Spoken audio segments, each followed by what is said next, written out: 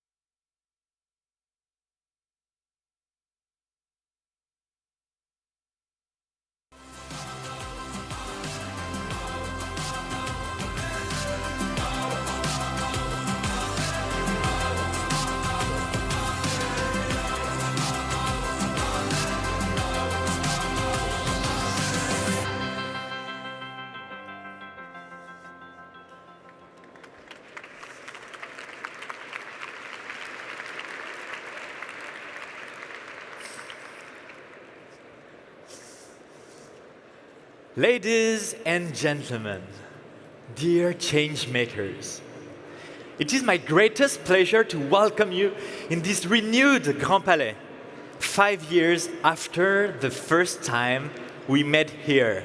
Welcome to ChangeNOW!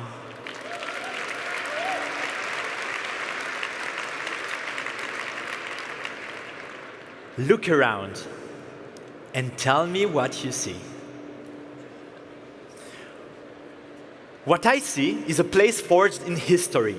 This is the home of the 1900 World Exhibition, a place that once showcased the best of human progress.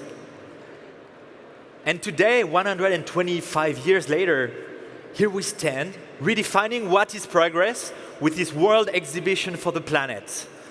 The largest event ever, as for today, gathering actions and solutions for a better world.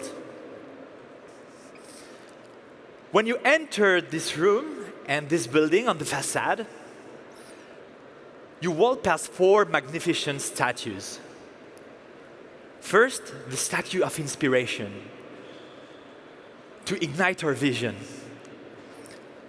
The statue of revelation, to awaken to new possibilities.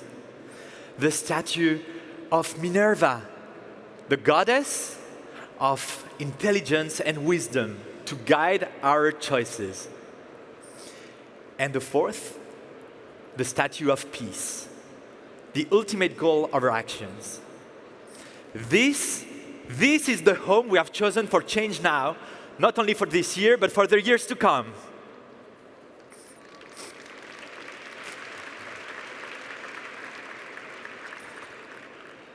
Now look around again and tell me what you see. Look at each other. The person on your right and the person on your left.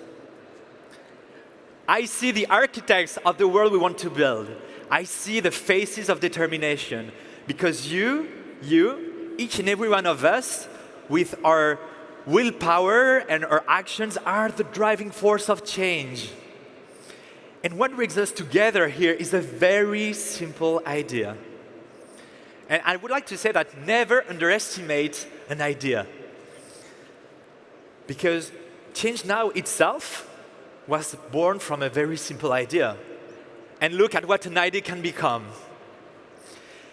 And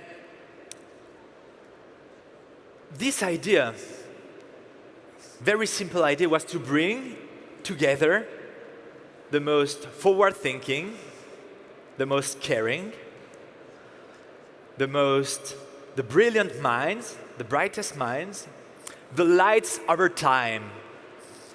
And when I look around, this is what I see. You are the lights, and this is the lighthouse.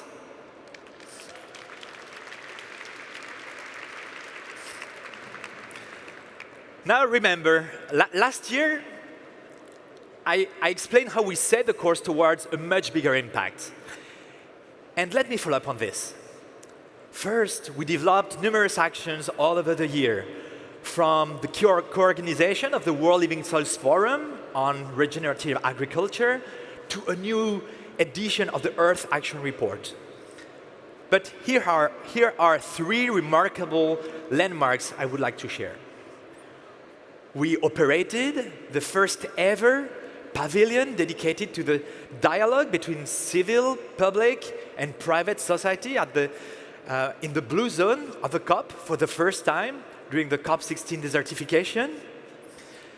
We continued to develop our school ranking initiative, which after 4 years is really changing curriculums and contributing to make better higher education.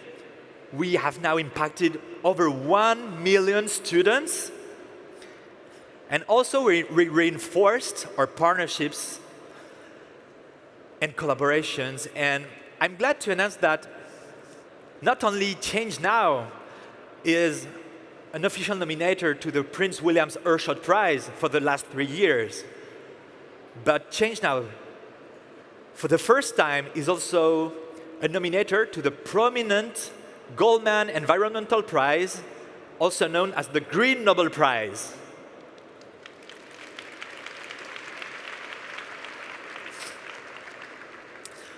Second, I also shared our vision of how we wanted to accelerate the impact ecosystems globally and locally.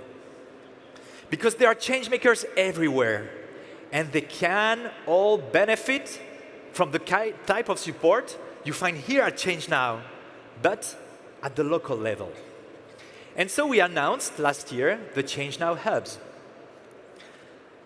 After the launch, we received many applications, and thank you to all of you for showing the will to be part of such an exciting initiative. And today I'm delighted to unveil the first 3 ChangeNOW hubs: Sao Paulo, Tunis, and Bangalore. They are here in the room, so you can definitely give them a big warm round of applause. And this is just the beginning. If you want to be the next ChangeNOW hub, just contact us. There is so much to be done. Well, and now, this summit. What's particular in this summit? First of all, the context. The context in which this summit has been created is special in many ways. First, the world is facing an accumulation of tremendous challenges, and accompanied by the fragmentation of the world and threats, growing threats on democracy, on science, on sustainability. And I just want to highlight also that in this place, the words of climate change, women, mental health, inclusion, pollution, underprivileged are all allowed. And not only they are allowed, they are core to our mission, so use them. 2025 also marks the 10th anniversary of the Paris Agreement. 10 years ago, in this city, 196 countries came together to limit global warming to 1.5 degrees and well below 2. The Paris Agreement is a cornerstone of climate action, and it's a symbol of how humanity can come together to face global challenges. And so we decided at ChangeNOW, well, to defend the Paris legacy. And more, we want to transform ambition into action. And this is exactly what ChangeNOW is about. Over the next 3 days, the Grand Palais becomes your home. And this is the home of thousands of change makers, of 1,000 solutions, 500 speakers, which are all telling a piece of this new narrative. And put together, this is a vision of what the world could be. This year, we welcome changemakers from 78 countries. The flags you can see on the other side of the stage are not random flags. There is one flag for each and every one country represented in the program. ChangeNOW is about action, but it is also about connections and building bridges. So meet, create, start conversations, make new friends, and learn from someone new.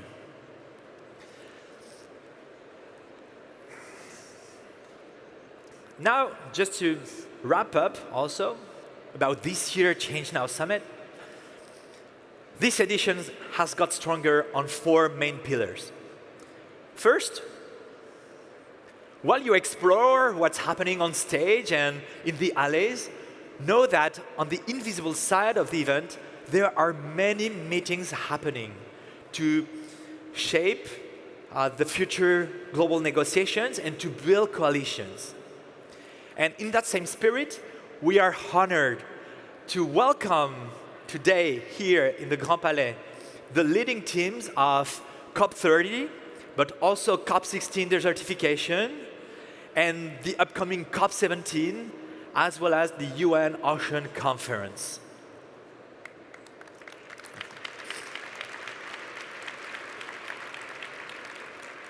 Second big step of this year, ChangeNOW launched this year the first ChangeNOW Planet Week, consisting of 30 independent events happening all around the city during the days of ChangeNOW and around ChangeNOW. The objective is to reinforce even more this movement for global sustainability by making it even more open. So now there is this platform welcoming many other events independent from ChangeNOW in this ChangeNOW Planet Week.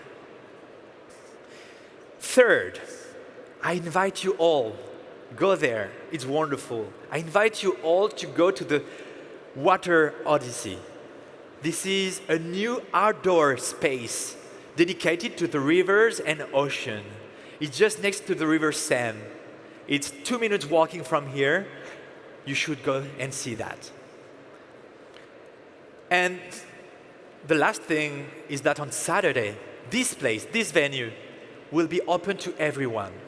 We worked with many organizations to bring here and create specific programs for young people coming from underprivileged neighborhoods, families from all backgrounds, and job seekers with a job fair. So, just one last thing now. Take a look around you one last time. What we are experiencing here is more than an event. It is the expression of action, of hope, and humanity. And as it's written behind the stage, with action comes hope. So let's focus on what matters most: concrete, collective, unwavering action. And this is our role for the next 3 days and far beyond. Be the lights, be change makers, and be the carriers of hope. Welcome to ChangeNOW 2025.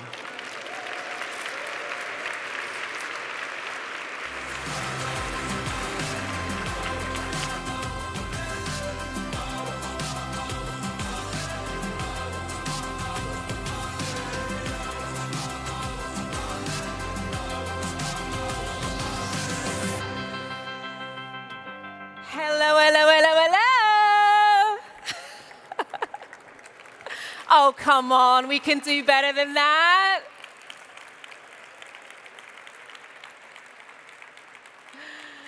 Hello, one and all. My name's Lovelda VINCENZI, and I will be the moderator for this stage, for this stage and the following stage. If you've never met me before, I feel like I'm part of the furniture for ChangeNOW as I open the very first ChangeNOW with Santiago. Not part of the team, but I've been arriving ever since.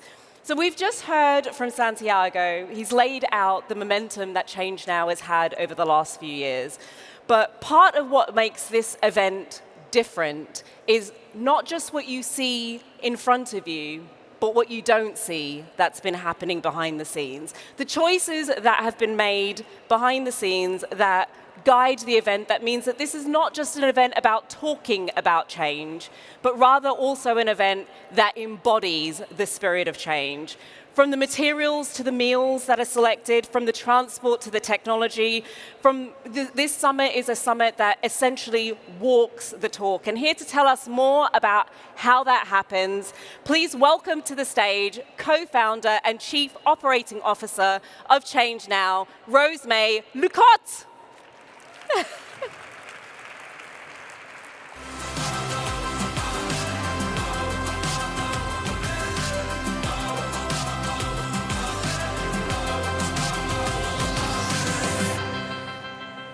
Good morning, everyone. It is such a pleasure to see all of you here. So Santiago asked us to look around and tell what we see. I'd like to take a moment to highlight what you might not see. Because this summit isn't just about change. It embodies change. ChangeNOW is pioneering a new generation of events, ones that inspire, that blend rational impact with emotion, art, beauty, and purpose. All this at a large scale and in a fully sustainable and inclusive approach. And this goes beyond the summit, because it's setting new standards, and it's being recognized as a role model in the event industry. In 2024, ChangeNOW was awarded Sustainable Event of the Year. So, what you might not see is many details that we've taken into consideration when we designed the summit. For instance, you won't see plastic badges. You won't see plastic bottles, nor cans. You won't see plastic signage, nor goodies or flyers. You won't see carpeted booths. You won't see also flashy logos everywhere. But you will see powerful content and partners who chose to put their actions first, front and center. You will taste sustainable food, drinks, coffee.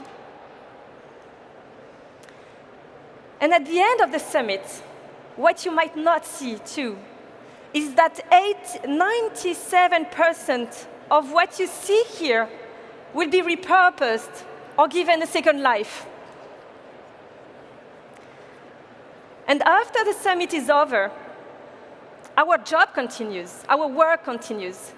We will measure the carbon footprint of the summit, and we will balance our impact as much as we can by contributing to the restoration of natural carbon sinks. And you too played a role, an active role, in reducing the carbon footprint of the event.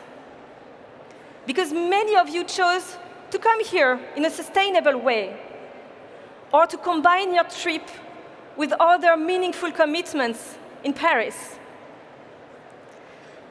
When you registered, you were all invited to contribute to your carbon footprint, and many of you chose to do so.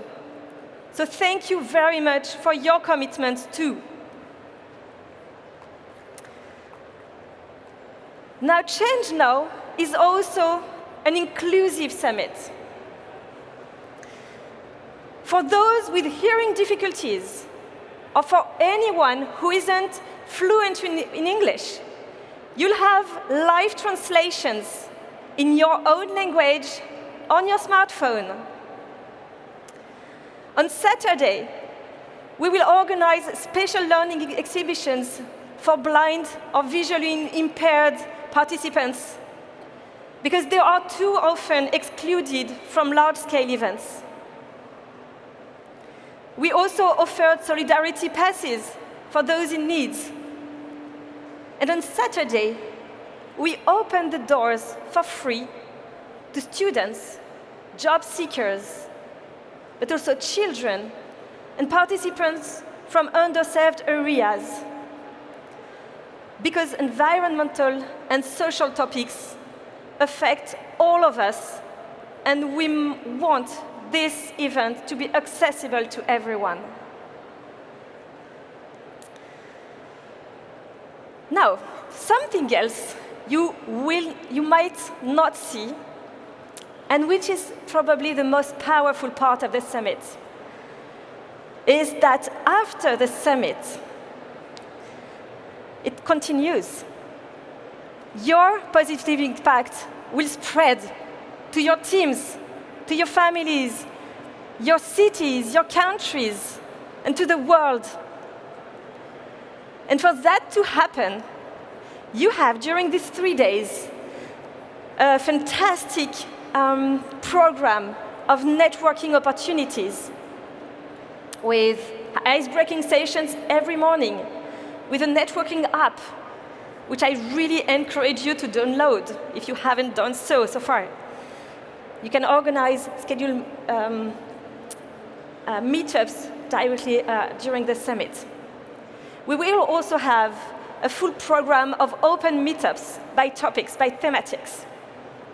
So seize these opportunities, meet each other, because this will scale your impact.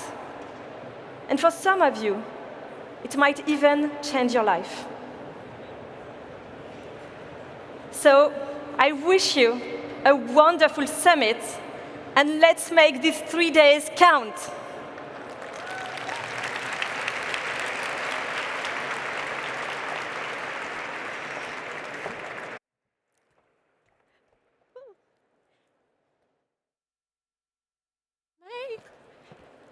Thank you. How's everybody doing? Okay-ish, maybe, sort of, kind of. The sun's out, it's not raining, we're on to a good day. So we're 10 years on from the Paris Agreement, which was a really significant milestone in the journey to climate change. It brought together the world around shared goals. It shifted ambition, and it opened the door to momentous action.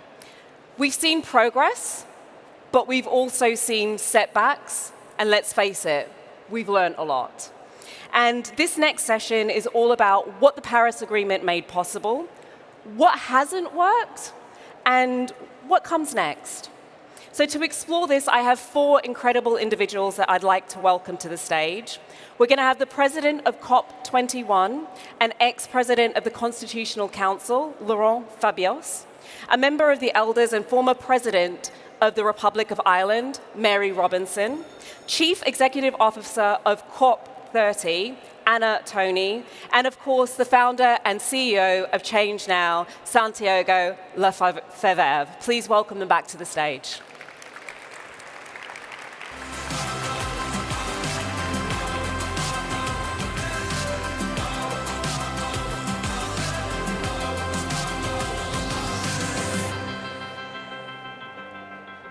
In the meanwhile, I'll just do a little dance. Write a little song. Get down tonight. Isn't that how it goes? I think we're just about ready. Have we got all the chairs? Just out of curiosity, for who here is it their first time here at ChangeNOW? Just to raise their hands. Wow! Super. And who, like me, feels like they've been part of the furniture, like they've been here multiple times before? It's incredible to see so many new faces. Welcome. Welcome to the ChangeNOW family. We're ready to go? Welcome. Please join me.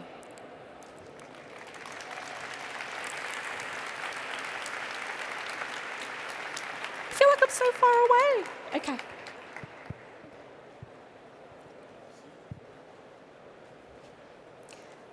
So this is quite a conversation to be having. And Laurent, I kind of want to start with you because you were there and presided over what was considered one of the biggest climate agreements in the history of the world. Looking back, what did the Paris Agreement make possible? First, hello everybody.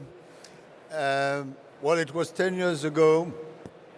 I remember when France was chosen 2 years before, the different ministers came to me and said, "You have been chosen, good luck."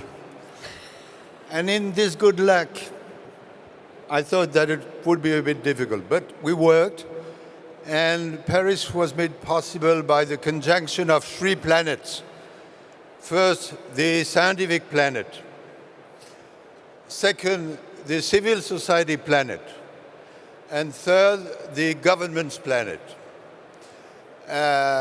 It was not easy to get a good result. When we entered the COP, I say that for you, Anna, there were 1,600 paragraphs between brackets. And at the end, it must be 0. We work and we made it possible. And today, each of these planets is under attack.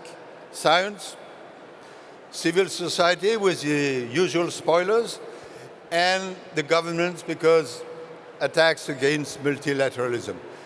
But I think the hope is still there.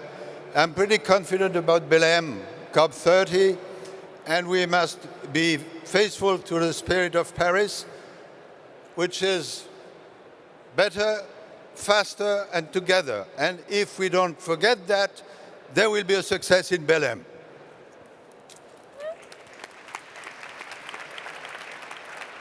Mary, I'd kind of like to jump to you on the same point. What did the Paris Agreement mean to you? What I remember vividly from the Paris Agreement, I was the special envoy of the UN Secretary General, was how important climate justice was. Climate justice made Paris a success. Because when we went into Paris, despite all the extra ministerial meetings that the president of the COP, Laurent, had organized, we had not got any decision on the goal. And Toni of the Marshall Islands from the inside, and the indigenous communities, civil society, young people, women leaders, we marched in the street. I'm sure some of you remember 1.5 to stay alive. Who remembers 1.5 to stay alive? And Toni chaired the High Ambition Coalition. And the High Ambition Coalition had one goal, to get 1.5 into the text. And that happened. And then the scientists had to be instructed, what is the difference between 1.5 and 2 degrees? And they brought out this special report in October 2018. And they told us that there is a huge difference between 1.5 degrees and 2 degrees, that in that time, bad things may happen. Probably the coral reefs will disappear. The coral reefs are under terrible threat at the moment. Probably the Arctic ice will disappear. The Arctic ice is shrinking. Probably the permafrost will melt and throw up not just carbon, but methane. It's happening. 30% of the permafrost is melting. So we're witnessing. And why are we not in a crisis? Why are politicians not in a mental crisis mode? A crisis with every opportunity to solve it is a human problem. We just have to switch most of the money that subsidizes fossil fuel into incentivizing clean energy. You know, it's just a human problem, political will. Why aren't we doing it?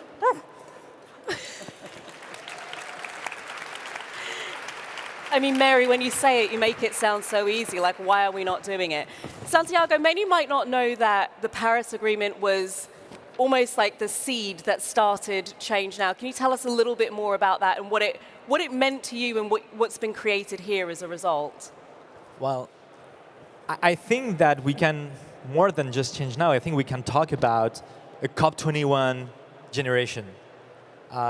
Because when we started, and even now, when we talk to entrepreneurs and people which are really trying to work in climate or environment, and you ask them, when have you started? A lot of them say 2015, 2016. And there is a whole generation of people who really got engaged because of this agreement. This way, for me, I think that there is a moment before COP21 and a moment after that. And this has really been a shift. And for us, the fact that I had the chance not to be in the negotiations, no, but still, I visited the COP21, and I realized that there was these goals, amazing goals, but we didn't know how to go there. And the assessment was that if we want to manage to reach those goals, we need to get together all the private sector, all the entrepreneurs, the innovator, and even more civil society. And this is how the spark started.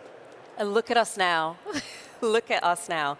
Anna, I want to jump to you next. What kind of momentum do you think is needed in Belém at COP30? Sorry, I'm asking the wrong question. We know that COP21 was a huge, momentous moment, but we also know we've learned a lot since then. What do you think are some of the truths that we need to acknowledge about what we've learned in the time since the Paris Agreement? So first of all, good morning. Really nice to be here. Congratulations for ChangeNOW for this event. It's wonderful to be with Mary and Fabius also here. And I think the Paris Agreement is this. No, the Paris Agreement is this ability that happened, that spark that was mentioned, that made everybody move. And if we, at the Paris Agreement was a time when we had goals and objectives. Now we have plans, we have investment. Now people are actually acting. And I think what perhaps we have not taken as seriously as we now need to do is what was said, science. I think science at the time when we had the Paris Agreement gave us some hope that the consequences of climate change was going to come a little bit later. 2035, if I remember, is the type of disasters that we're seeing now. So I think if we knew what we know now, and I think that is the objective of COP30, is we need to accelerate. We need it, everybody needs to move. Now it's not just a question of waiting a COP, waiting governments. We need the private sector, we need the people. This word that we use in multirão, which I just learned from Mr. Fabius, which is uncollective in French. So we need that movement going because the emergency, the speed of change is much faster. So if before we felt that we could delegate this to somebody else, to governments, we can't. And I think that's the spirit that we take in COP30. We need everybody. We need this. We need the private sector, we need civil society, subnational governments, and obviously federal governments in the negotiations. So that's, I think, the spirit that we learned from Paris that now is very clear to us. Collaboration is 1,000% key. Santiago, you've been convening people here at ChangeNOW for coming up to 8 years. What do you think we need to acknowledge since the Paris Agreement? I didn't hear the question, sorry. I said you've been convening people here at ChangeNOW for 8 years now. What do you see beyond collaboration or in line with collaboration that we also need to acknowledge about what we've learned from the Paris Agreement? Well, several things. The first one is that definitely the knowledge about the topic has evolved dramatically. I think that we, and even I would say ChangeNOW, but the global ecosystem started 10 years ago like newbies in the field. But now science really grew, and we saw that we started from a very narrow point of view of just climate issues to how this articulates with the planetary boundaries, then beyond that with also other aspects, in also the inclusion part and the social part. And so now I think that we evolved to a holistic approach, and this is now pretty well admitted. And I think that this is one of the biggest evolutions I've seen right now. It's holistic. We also need to think about inclusion. Mary, I can see you ready to jump in there as well. Well, you know, there's no doubt, I agree with Anna and with Santiago, that Paris did create a big movement, necessarily, and we need even more of that. But Paris also weakened something by deciding that all countries should submit their nationally determined contributions. UN speak, I know, climate plans. Every country, it diluted the common but differentiated responsibility of wealthy countries for the injustice that they were causing with climate change, the climate justice point. It meant that all countries had to, before Paris, fill out these climate plans. And the number of developing countries who, in their NDCs, in their climate plans, said, we want to have clean energy. That's the way we want to go. And after Paris, what happened? Nothing. No plans. No plan for developing countries to get access to clean energy. Nothing until Glasgow. COP26. the Jet P for South Africa, and now we have a few other Jet Ps. And actually, it's more loans than grant money, and you need grant money for the moving from coal, for example, to cleaner energy. So I'm not happy with how wealthy countries have responded to, in a way, by making everybody responsible for climate plans, it weakened the polluters' responsibility, the wealthy countries, for what we are doing and inflicting on the rest of the world.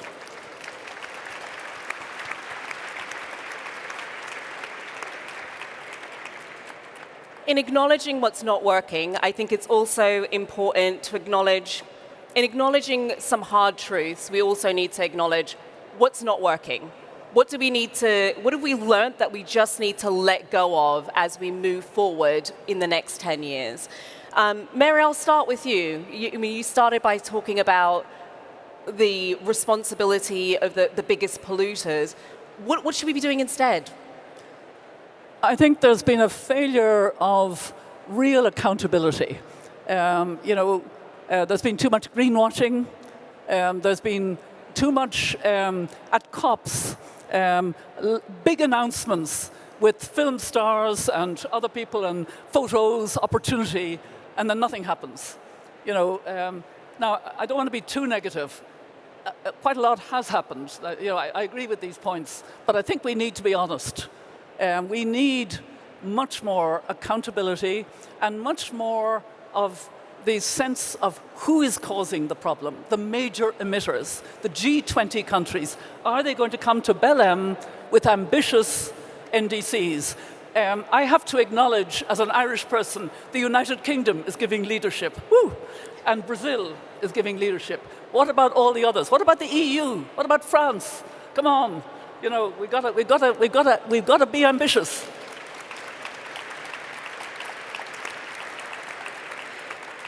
Santiago, you are a person that I know is incredibly ambitious. The first ChangeNOW had about 3,000 people. I think last year was 35,000 people that we have convening here. Similar sort of question, what are you seeing in terms of where we're moving, and what do you think, how do we need to be thinking differently for the next 10 years?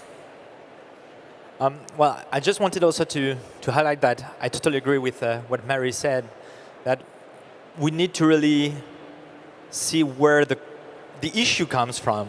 And definitely, if we don't phase out from fossil fuels, we won't ever manage to do the job. And there is a lot of things happening right now just to earn years of fossil fuels. And I think that this is really a focus we need all to have, actually. And for me, one of the very, very important things for the step forwards is really this question of co-benefits. I was saying about the holistic approach.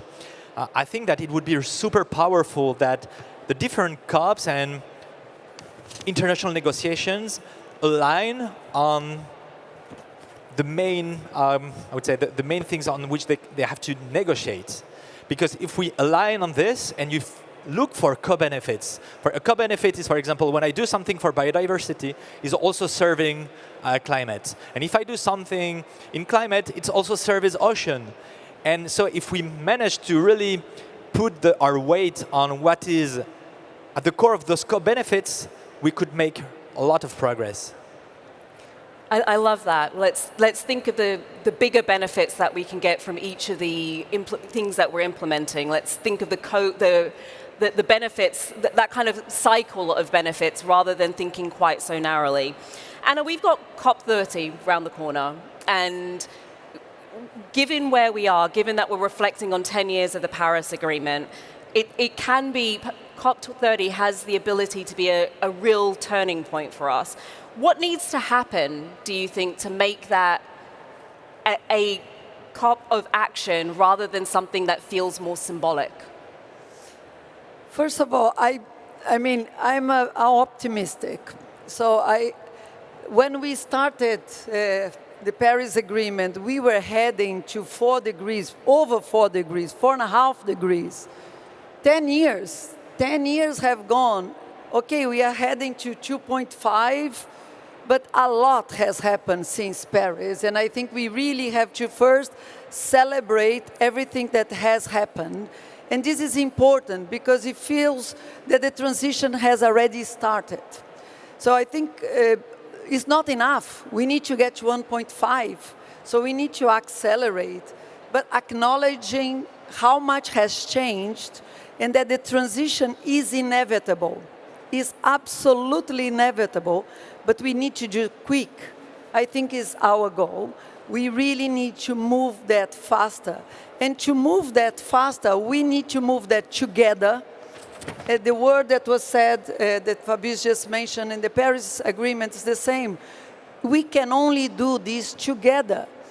Carbon molecules do not have passports. The consequences of climate change does not ask for permission or ask for a visa to come and flood our house or the heat waves that we feel.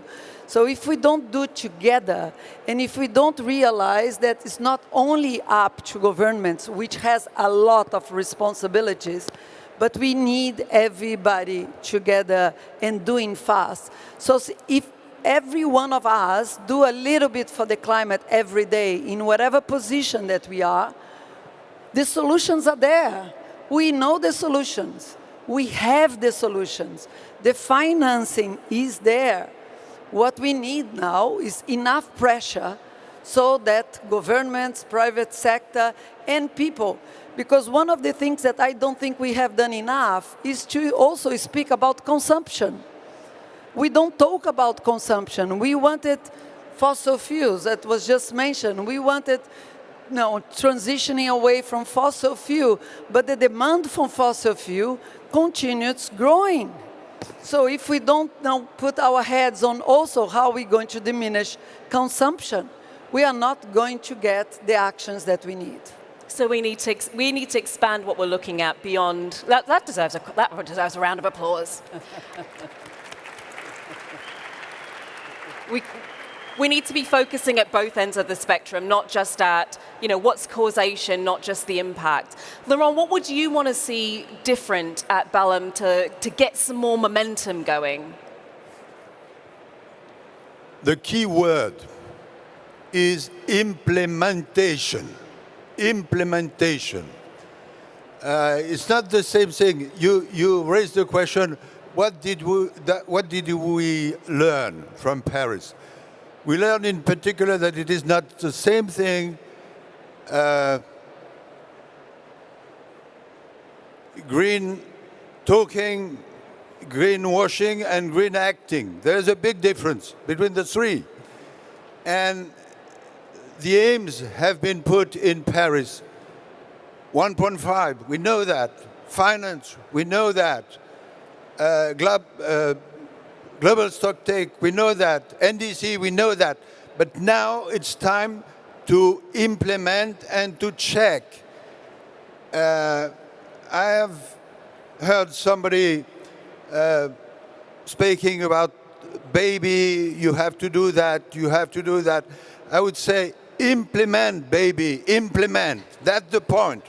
That's the point. And I'm very optimistic for Belém, because Brazil is a good choice, because there is President Lula, and because we know that if we want to have a hope for the long term, we have to act in the short term, and as it was said, not to make a distinction between fight against desertification, the question of ocean, the question of climate. Everything is interwoven, and it will be clear in Belém.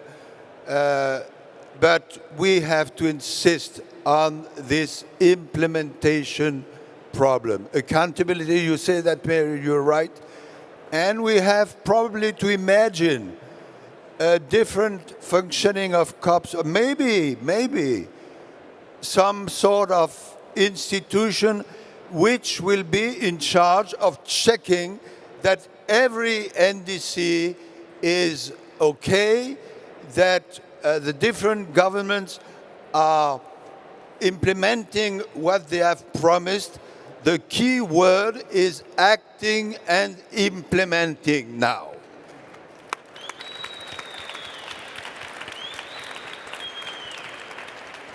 Implementation, baby. It's all going to be about implementation. Here's the challenge. We're heading into a pragmatic geopolitical landscape at the moment, and implementation in that space with rising nationalism, looming elections, starts to feel more complicated, starts to feel more charged, starts to feel it's easier for it to drop down the priority list. So how do we keep climate action alive? How do we actually continue to implement in the way that Laurent is discussing, and do it in a way that's effective in a space that's becoming increasingly divided? Mary, I'll jump to you first, because we have to be realistic about the times that we're in right now. I do agree with Laurent that implementation is vital, and the implementation has to be very specific in Belém. It means G20 countries in particular, because they're the biggest emitters. And actually, I was quite hopeful about the Zoom call yesterday of the Secretary General with a lot of heads of state, and in particular with what China said. China committed to an NDC, its climate plan that will cover all sectors and all climate greenhouse gas emissions. That's significant. We need that. We need the money. Baku was weak, which put a lot of pressure on Belém. And we actually need we need to find that 1.3 trillion by 2030, not 2035. And we need to do it with new innovative ways. The solidarity levies, let's succeed with at least one or two of those in Belém. I mean, if we could have a breakthrough of a pot of money for implementation, that would help the momentum. But I also agree, it's all of us. It's all of us, movements of movements. And I'm so pleased that Belém has indigenous leadership that's going to be very significant, because that's going to help as well. That's the moral leadership that we saw in Paris. And that is really, really vital. But we have to make the big emitters face their responsibility. And that means governments coming with and the European Union and France pushing the European Union as it usually did. And I know there are geopolitical problems here in France, but it's so important. I mean, let me just finish on the urgency. You know, COVID hit the world, and very quickly the industrialized part of the world found $10 trillion, bang, because we were in a crisis. Why do we not understand that we're in a crisis of fragility of our world, the climate and nature crisis? And we need politicians to be in crisis mode. We need Europe to be in crisis mode. Yes, we have Ukraine and a very worrying way in which there's peace talks are going on that are very favorable at the moment to Russia, for the reasons that we know. And that's worrying. And a lot of emphasis on security. But the crisis of climate and nature doesn't stop for distraction of wars or distraction of anything. It is continuing. And we have to literally get our politicians into crisis mode. That's our job. Feed them with all the possibilities of change and the momentum for change, and make them take it seriously.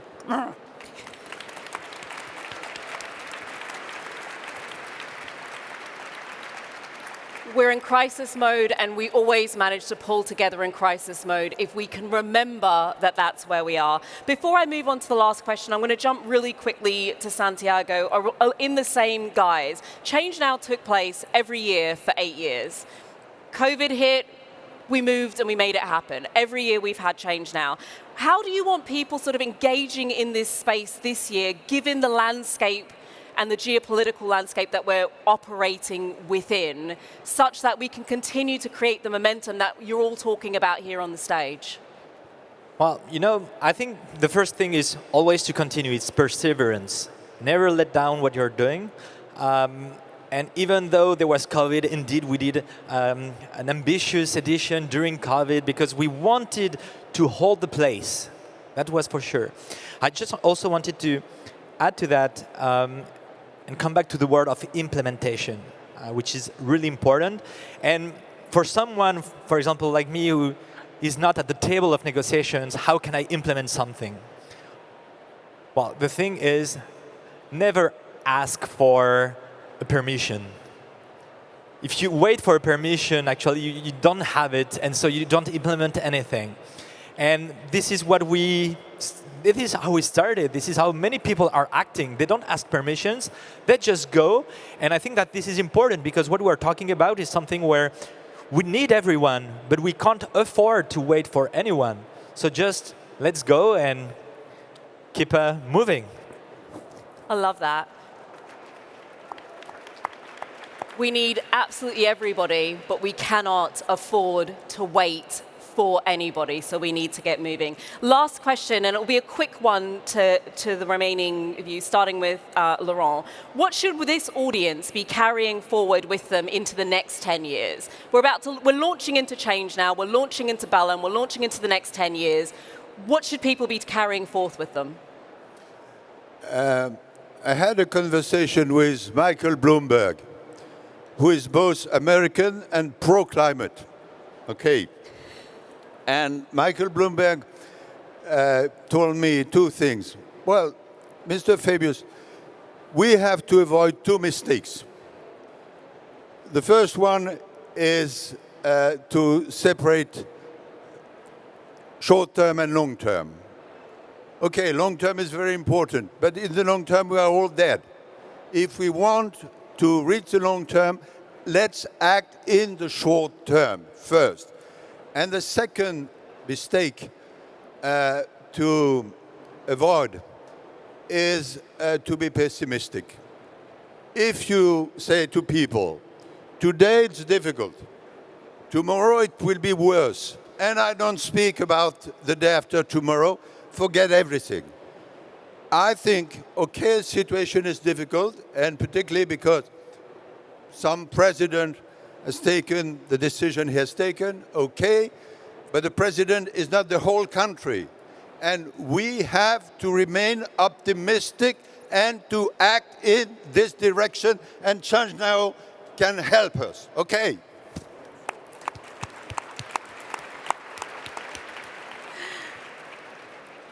I'm going to have to wrap up there. I'd love to kind of continue the dialogue, but here are the key takeaways. If we're going to have long-term change, we need short-term action, and each and every one of us has the capability of doing something to move things forward. The key word here I think everybody needs to take away is implementation, baby. Implementation, baby. So we're not just here remembering the Paris Agreement, we're creating the next 10 years. And so long as we leave this room with hope, we all have opportunity to actually be able to make the change. Thank you so much to all of my panelists, and have a fabulous rest of the day at ChangeNOW.